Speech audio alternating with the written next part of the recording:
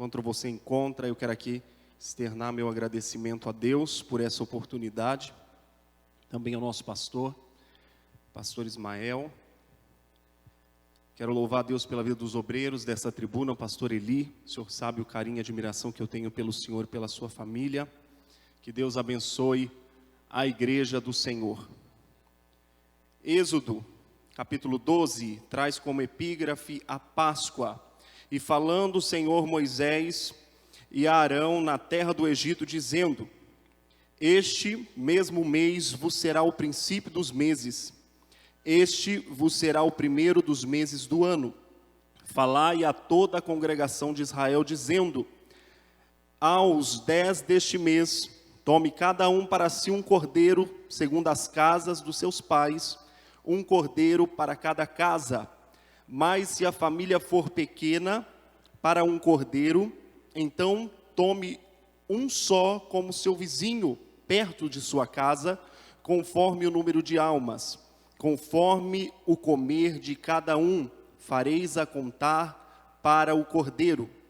O cordeiro ou cabrito será sem mácula, um macho de 1 ano, o qual tomareis das ovelhas ou das cabras, e os guardareis até o 14º dia deste mês. E todo o ajuntamento da congregação de Israel o sacrificará à tarde, e tomarão o sangue, e pôr-lo-ão em ambas as ombreiras, e na verga das portas, nas casas em que os comerem. E naquela noite comerão a carne assada no fogo, com pão asmos, com ervas amargas a comerão.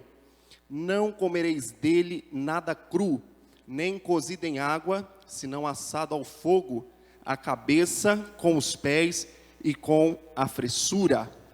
E nada dele se deixará até pela manhã, mas o que dele ficar até pela manhã, queimareis no fogo.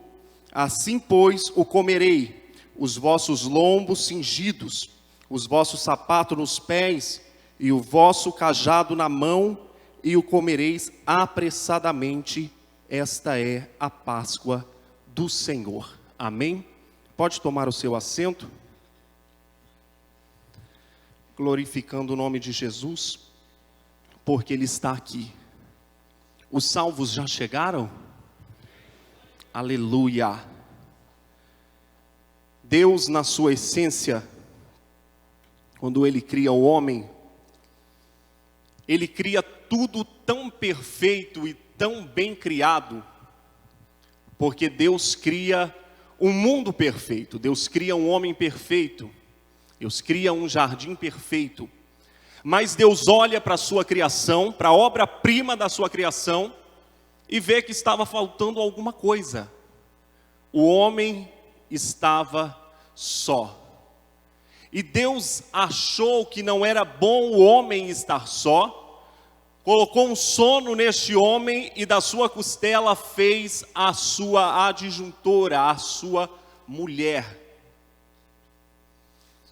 E o Senhor deu a ordem para que eles fossem e dessem filhos e se multiplicassem e povoassem a terra. Então o homem peca, é lançado fora do jardim, sofre duras consequências. E em Gênesis, no capítulo 12, Deus olha numa grande metrópole, na cidade de Ur dos Caldeus, e escolhe um homem chamado Abrão, um homem que a sua família fazia imagens de escultura, uma cidade grande, de grande comércio.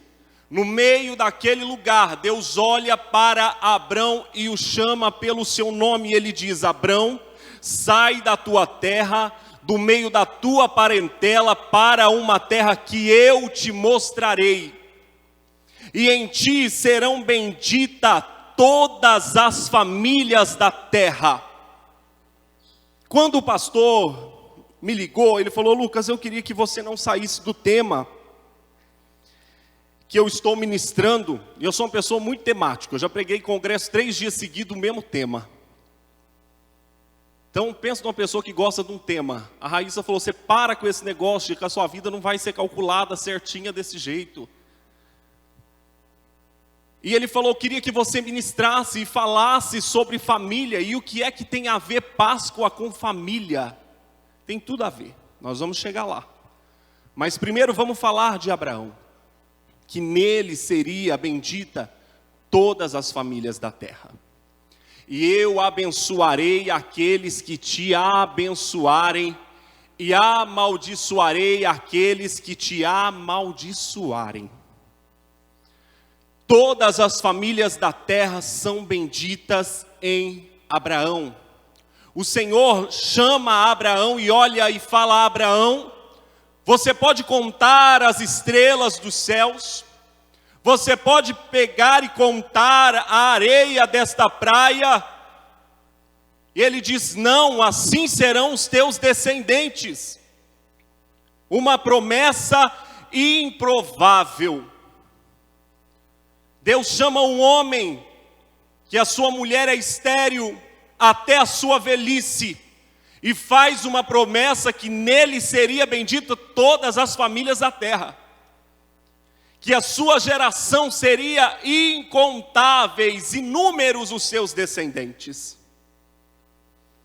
E o Senhor cumpre a sua promessa quando Sara dá à luz a Isaque. E Isaque tem Jacó. E Jacó tem vários filhos.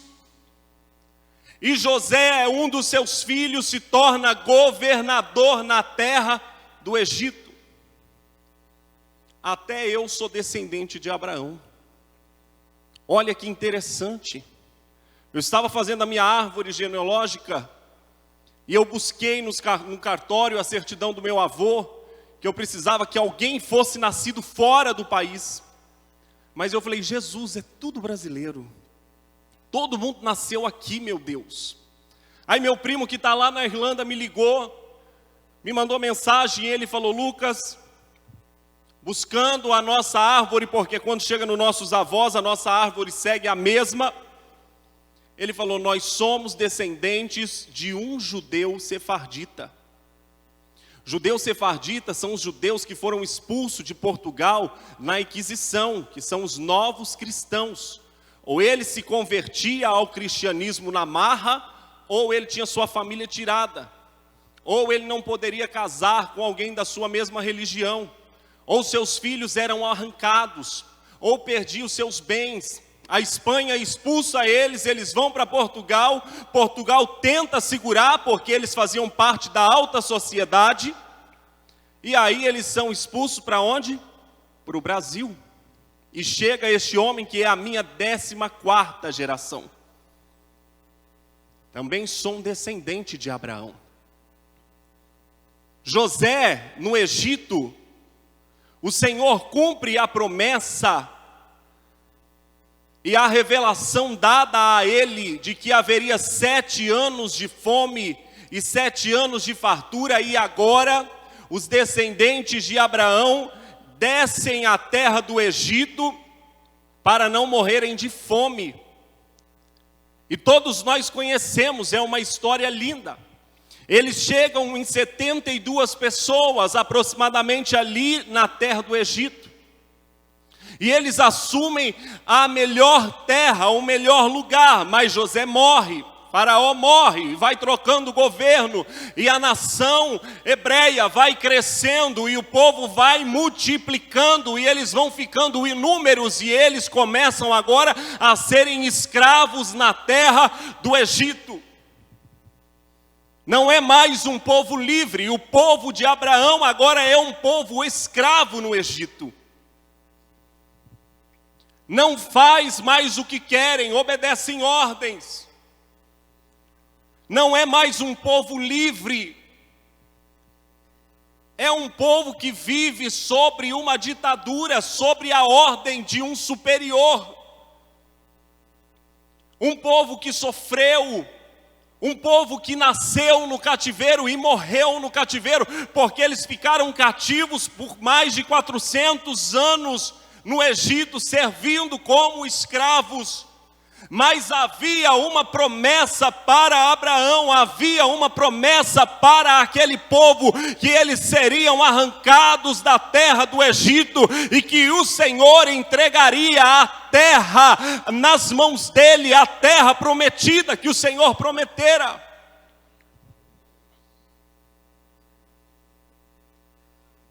Então o Senhor prepara um homem chamado Moisés.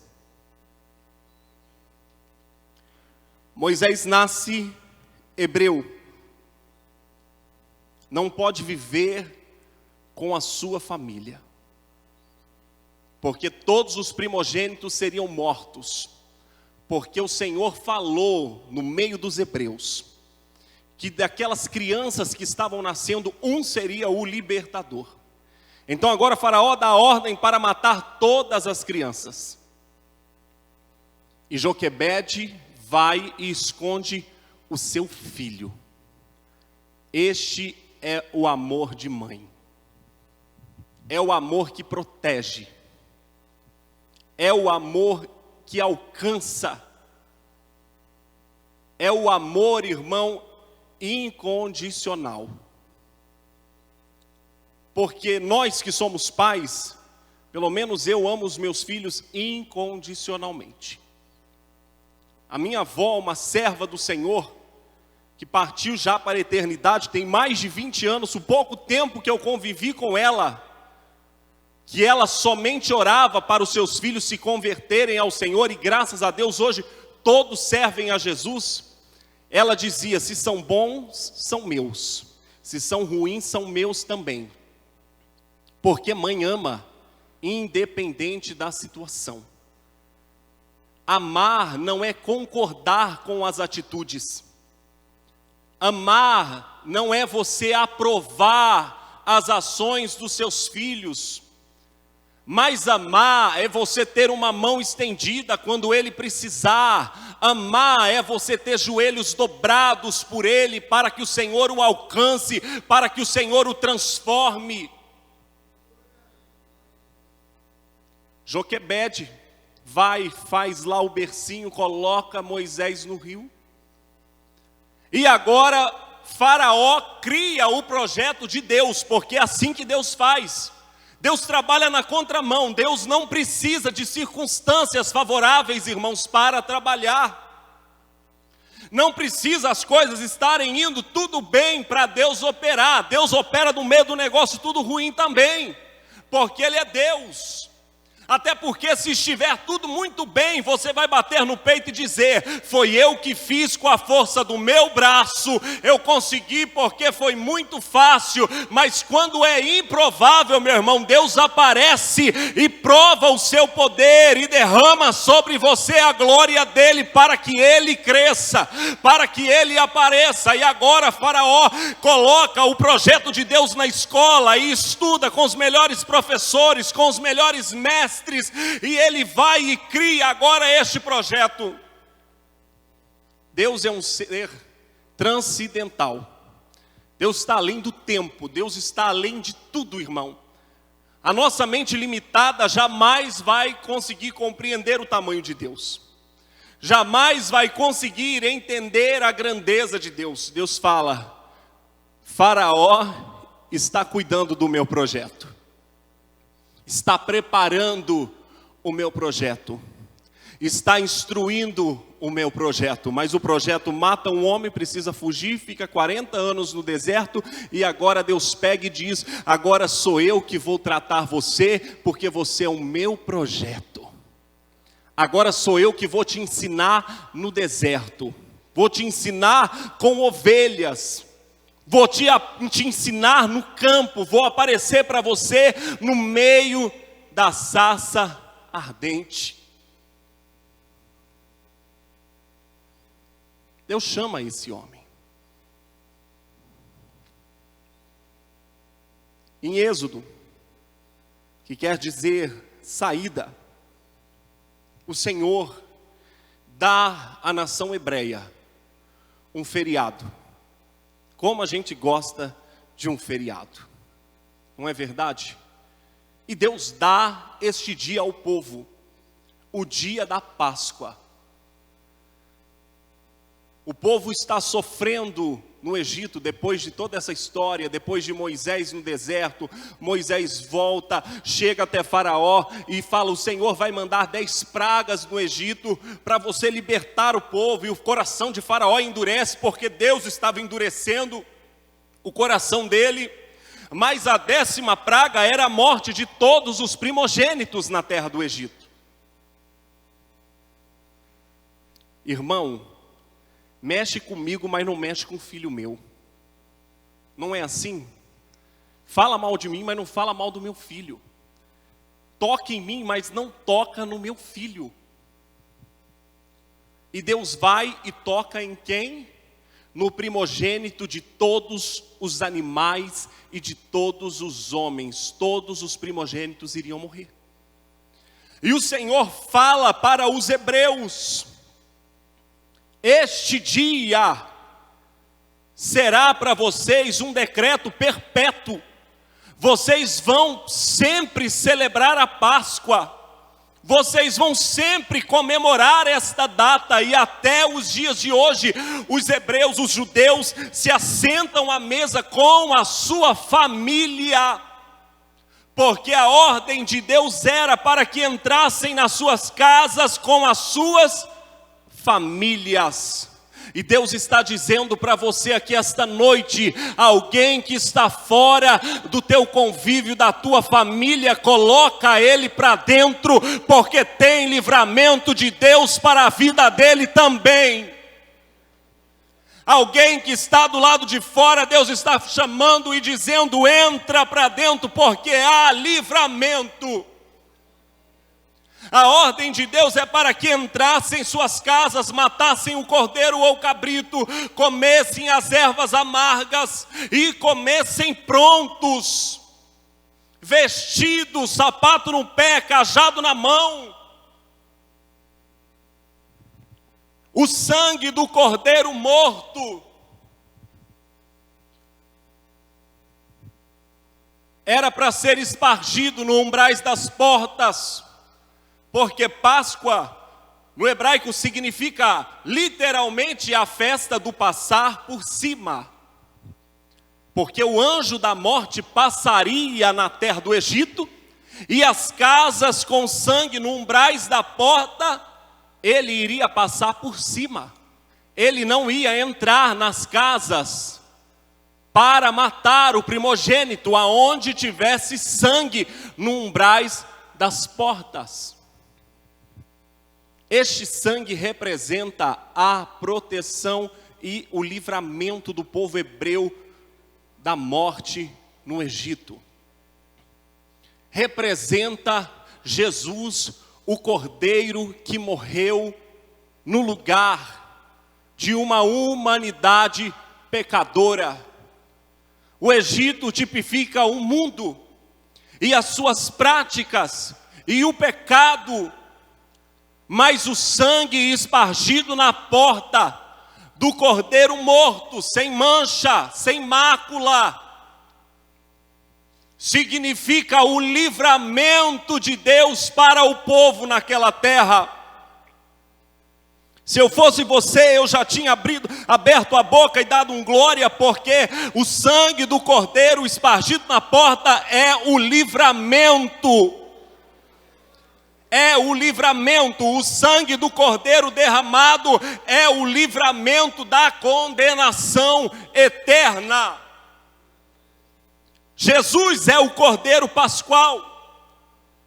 Jesus é o cordeiro. O povo hebreu entendeu que para eles serem livres da morte do primogênito, alguém precisava morrer por eles. O povo hebreu entendeu que para eles serem livres da morte, alguém tinha que pagar por eles. Então Deus vai e diz: pega um cordeiro novo, sem mancha, sem mácula, mate ele e o sangue passe na porta. Um inocente morreu, porque os inocentes da terra do Egito seriam mortos. O Senhor disse: eu vou passar na terra do Egito e vou ferir os primogênitos. Mas está lá o povo hebreu reunido com a sua família, celebrando a Páscoa. enquanto o anjo da morte passava na terra do Egito, o povo comia as ervas amargas para lembrar do sofrimento e de onde o Senhor estava os tirando, junto com a sua família. E eu quero dizer para você aqui esta noite, não esqueça as suas origens, não esqueça de onde você veio, não esqueça a tua família. Por mais simples que for, meu irmão, família é tudo que nós temos. Por mais difícil que é, ame os teus de uma forma incondicional. Ame os teus. Ame os teus filhos. Ame o teu esposo, a tua mulher. Quantos pais nos nossos dias hoje não conseguem olhar para o filho e dizer que ama ele? Não consegue sentar à mesa com o filho, porque mesa é lugar de comunhão, é lugar de unidade. Por isso Jesus vai e senta à mesa para cear com os seus discípulos. E é por isso que hoje nós estamos aqui, essa mesa está posta, porque hoje é dia de comunhão, hoje é dia, meu irmão, de unidade, hoje é dia de largar as diferenças de lado. Isso é família. Isso é família. Quantos pais não suportam olhar para os filhos? Quantas mães dizem, eu já desisti? Quantos filhos que não honram seus pais? Que não lembra dos seus pais? Irmão, eu falo para o Davi, eu falo, ó, pai e mãe é sagrado, viu? Não mexe com pai e mãe. Porque pai e mãe é sagrado, eu falo para ele. Deus constitui a sua obra-prima, que é a coroa da sua criação, que é a família.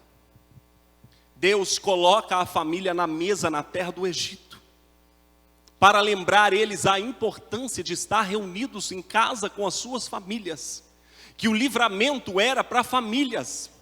E hoje as nossas famílias têm sido bombardeadas completamente. Querem desconstruir este termo família. Hoje querem enfiar na nossa mente de que existe vários tipos e conceitos de família. Querem nos enfiar a garganta abaixo. Mas família, meu irmão, é a família que Deus constituiu sobre a face da terra, para procriação, para povoação deste mundo, e para que nós ensinamos os nossos filhos, para que nós cuidamos dos nossos filhos. E as famílias têm sido constantemente ameaçadas, porque a família é a base da sociedade. Famílias desestruturadas, sociedades desestruturadas. Família sem princípio, sociedade sem princípio. Vamos viver do jeito que dá para viver. Mas Deus não, Deus quer que tenhamos princípios. Deus quer que tenhamos memórias. Deus quer que tenhamos momentos em famílias. Você acha que Deus reúne o povo no Egito para quê? Para quê? Você acha que o povo judeu estão há mais de 2000 anos comemorando a Páscoa? Por quê? Por quê, irmão? Porque eles assentam à mesa até o dia de hoje para comer as ervas amargas. E eles comem essas ervas. A primeira é como se fosse uma raiz forte. A segunda pode ser qualquer folha amarga. A terceira é uma mistura de tâmara com maçãs, e você pode virar de cabeça para baixo assim que não cai, porque ela parece uma argamassa. Sabe para que isso? Para o povo lembrar da época em que eles faziam as obras do Egito e não esquecer de quando o Senhor os tirou de lá, o livramento de Deus para a casa de Abraão.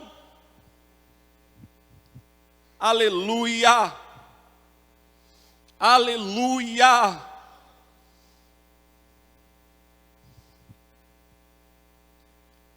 Todas as Páscoas judaicas, eles falam a seguinte frase: que o ano que vem estejamos em Jerusalém.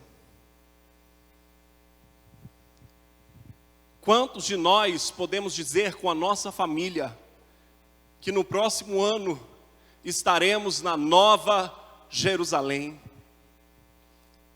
Quantos de nós podemos sentar à mesa com a nossa família, olhar nos olhos dos nossos filhos e dos nossos pais, sem medo, irmão, sem culpa?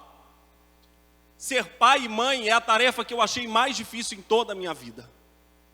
Em toda a minha vida.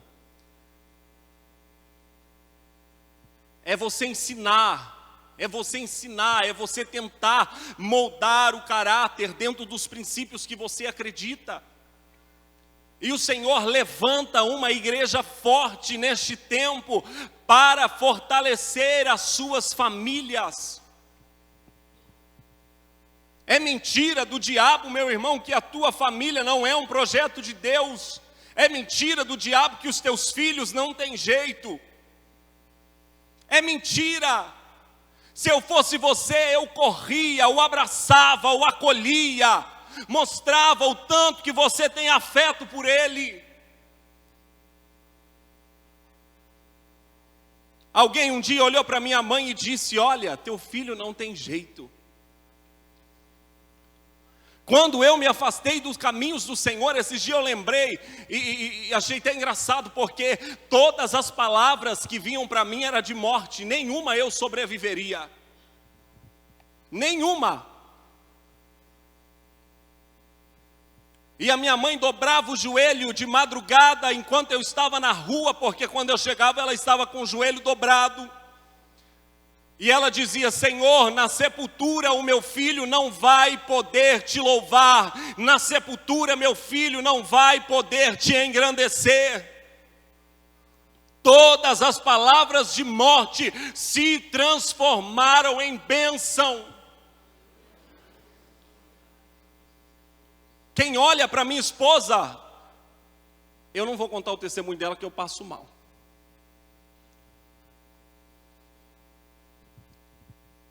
E ver ela hoje, quando eu vou na minha cidade com ela, era o improvável, era o impossível.